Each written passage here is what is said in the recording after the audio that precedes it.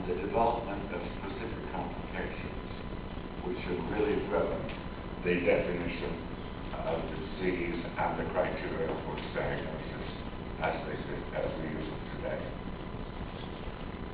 Now, there were many attempts over the past 50 or 60 years to devise criteria for the disease. In the 1950s and 1960s, the British Diabetes Association proposed some criteria based on a 50-gram glucose tolerance test. At the same time, in the United States, Fines and Com were doing their work, and that evolved into American Diabetes Association criteria, proposing the use of a 100-gram glucose load. So there were differences on either side of the Atlantic as to which methods were used. There was, in fact, in 1965 a WHO study group, but for reasons that are not clear to me, this report was almost universally ignored, and very few people even know about it. The real big step came back in 1979 and 1980, when in the United States, the National Diabetes Data Group, and very shortly thereafter, really in collusion with the World Health Organization, published new criteria, which were really quite different in a number of ways from those that have been used in the past. So let us talk about those a little bit more, because they really are the foundation on which the modern criteria are based. These are some of the reports from the WHO. This one in 65 ignored.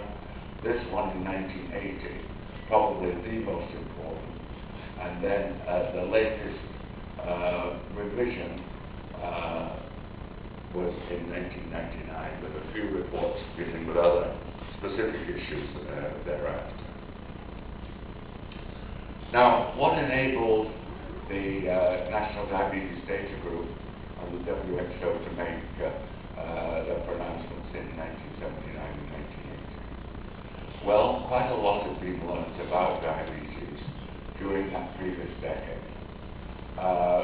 We were pretty sure there really were two different major sorts of diabetes. What were then termed insulin-dependent and non-insulin-dependent diabetes. They differed in the clinical presentation, amongst other things. It was also clear that this form of insulin-dependent diabetes was associated with certain HLA types, and the work of Johan Nerup and his colleagues really established that. Then we were also able, really starting in the 1960s, able to measure insulin and in the 70s C-peptide level. And it became clear that these were vastly different in the typical rates of insulin-dependent diabetes and the one with non-insulin-dependent diabetes. So evidence of at least two major types of the disease.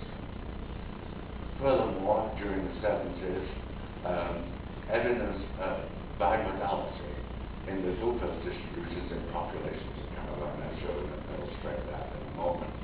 And we had also started to derive hard data from population-based studies on the relationship of microvascular complications to the glycemia.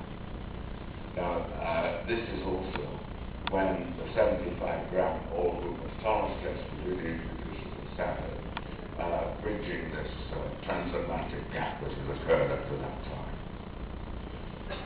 This is evidence actually from our own studies of bimodality of glucose distribution in the people Indian population. And what you see here is that as people move from essentially children aged 5 to 14, where there's just a unimodal distribution, as age advances, you start to see the emergence of this second peak of glucose values, suggesting that really we're dealing with a discrete disease. We've got the more common form, the normals, and then in this upper end of this distribution, it appears that that's quite different and represents a different component of the distribution, and it is a group of people since they all have less than